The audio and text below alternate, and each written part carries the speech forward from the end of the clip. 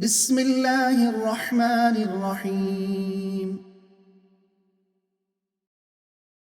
يسألك أهل الكتاب أن تنزل عليهم كتابا من السماء فقد سألوا موسى أكبر من ذلك فقالوا أرنا الله جهرة فأخذتهم الصاعقة بظلمهم ثم اتخذوا العجل من بعد ما جاءتهم البينات فعفونا عن ذلك وآتينا موسى سلطانا مبينا ورفعنا فوقهم الطور بميثاقهم وقلنا لهم ادخلوا الباب سجدا وقلنا لهم لا تعدوا في السبت وأخذنا منهم ميثاقا غليظا فبما نقضهم ميثاقهم وكفرهم بآيات الله وقتلهم الأنبياء بغير حق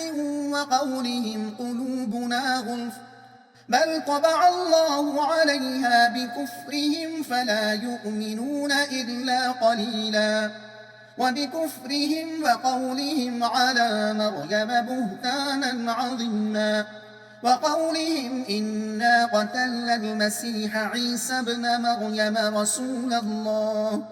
وما قتلوه وما صلبوه ولكن شبه لهم وإن الذين اختلفوا فيه لفي شك منه ما لهم به من علم إلا اتباع الظن وما قتلوه يقينا بل رفعه الله إليه وكان الله عزيزا حكيما وإن من أهل الكتاب إلا ليؤمنن به قبل موته ويوم القيامة يكون عليهم شهيدا فبظلم من الذين هادوا حرمنا عليهم طيبات أحلت لهم وبصدهم عن سبيل الله كثيرا وأخذهم الربا وقد نهوا عنه وأكلهم أموال الناس بالباطل وأعتدنا للكافرين منهم عذابا أليما لكن الراسخون في العلم منهم والمؤمنون يؤمنون بما أنزل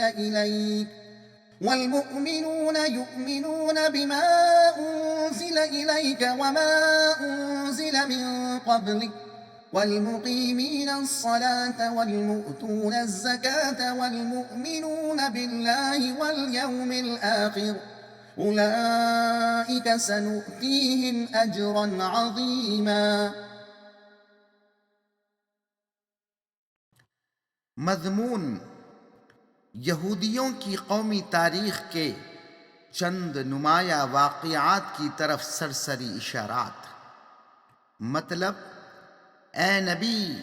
صلی اللہ علیہ وسلم، اگر یہودی آپ سے فرمائش کرتے ہیں کہ آسمان سے کوئی تحریر ان پر نازل کراؤ، تو اس سے بڑھ کر مجرمانہ مطالبے یہ پہلے موسیٰ علیہ السلام سے بھی کر چکے ہیں کہ ہمیں اللہ کو علانیہ دکھاؤ، جس کی پاداش میں ان پر بجلی گری. انہوں نے موسیٰ علیہ السلام کے غیاب میں بچھڑے کی پرستش شروع کر دی تھی.